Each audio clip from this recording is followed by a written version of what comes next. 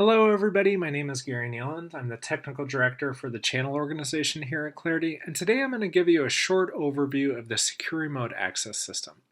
This is a product line within Claroty that's designed to give secure and simple access into the OT environment for our customers.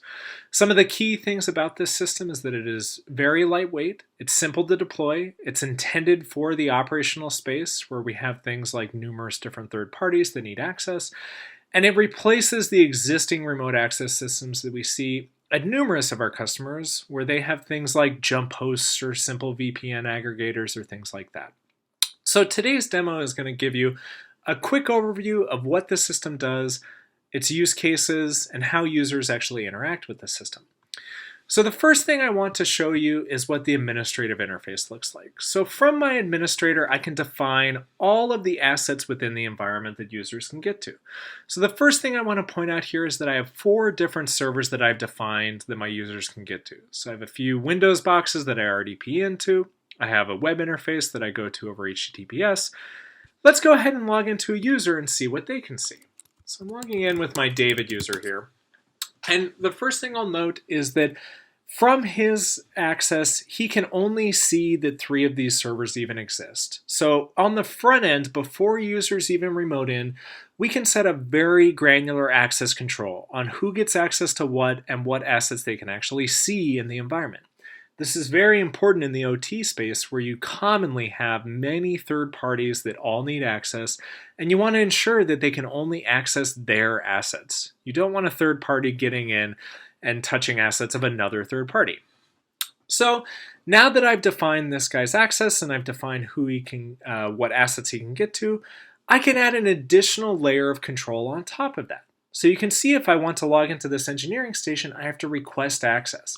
So what this means is that in addition to needing to get credentials to log on to the SRA system, I also need an administrator to approve my access to this asset. So let's go ahead and say there's a broke fix going on, and I say I need access for the next hour.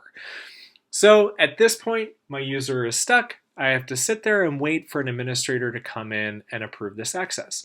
And again, this is very granular. It's simple to define this for large groups of users to define what assets they get access to and how they get access to those assets. Now, if I come look at my administrator, I can now see that that request is pending. So I know that a broke fix is occurring on the site. I know that my David user is coming in to get access into this, and I can choose whether or not to approve or deny this access. And again, we can control this however we want. I can define which users require this additional layer of approval. I can define that it only needs to happen during certain hours. Maybe I only want to do this during non-working hours. It's all very simple and easy to configure. But let's go ahead and approve this and see what it looks like when this user actually logs onto the system. So now that I've gone ahead and approved my access to this, I come back over to my David user, and you can see that I can connect now. So I've gone through my additional layer of approval. I already authenticated with our system, but I needed that additional layer of approval from the administrator. Now I can actually connect to the system itself. So a few things I want to point out to when I'm logging into the system here. The first is that I'm only getting a window into this system. So when I do an RDP session to this target asset, I'm not actually on the system itself. I did not open an RDP session directly to this. That is all actually being controlled by the SRA system.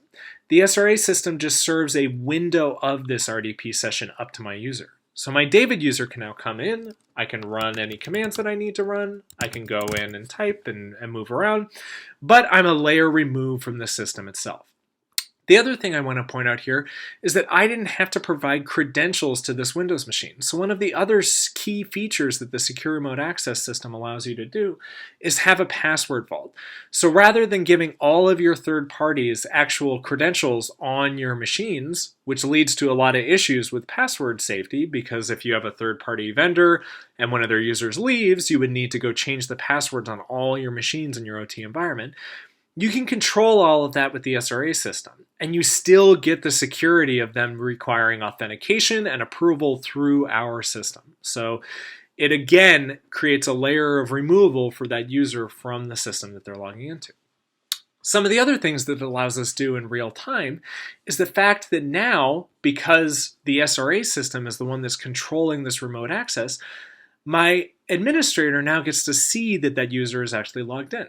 So here I can see that David is logged in to this engineering workstation, and I can actually, in real time, log in and see what that user is actually doing. So if I come in here and say, type here and start changing things, my administrator gets a live view of what they're doing. So it gives you unprecedented ability to actually monitor and review what people are doing in real time. Some of the other benefits this gives us is it allows us to communicate back and forth between this user. So if my administrator wants to say something to my logged in user, I can actually communicate back and forth, and we can troubleshoot an issue in real time together. So now my user can see that my administrator is requesting things, and you can communicate back and forth. So this gives us a huge amount of auditability before users log in, because I can see, we can define who gets access to what systems, what assets they can actually see. While a user is logged in, I can actually watch in real time what they're doing and communicate back and forth.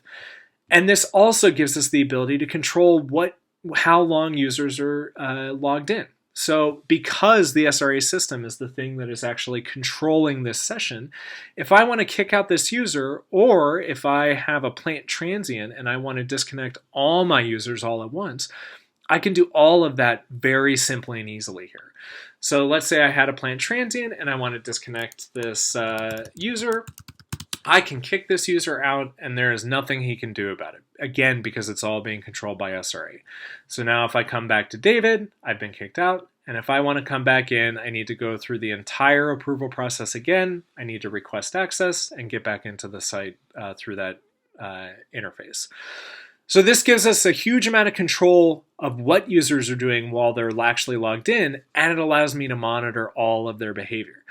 So this is both before a user remotes in, we give granular access control, simple onboarding of third-party vendors. While the user is logged in, we give you very simple controls over both reviewing what they're doing and interacting with the user. And then ultimately, your administrator gets the full control of disconnecting sessions if they want. And then after the fact, if I want to see what that user did, we actually record these sessions. So if I want to get a full video of what this user did while they were logged in, you'll see here in the sessions, I see that David was logged in to this engineering station. I see when they were logged in, how long they were logged in for. And then if I want to review a live video of what that user did, I can actually see that here.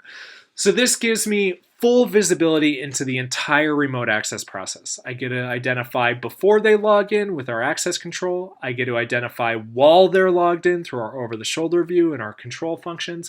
And then after the fact, I get full auditability and visibility into what they were doing through our recorded sessions features.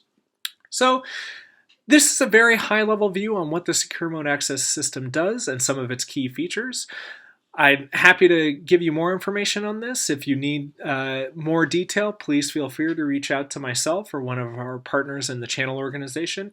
And I hope that you found this useful and that you're able to use the Secure Remote Access tool to further secure your OT environments and your plant networks.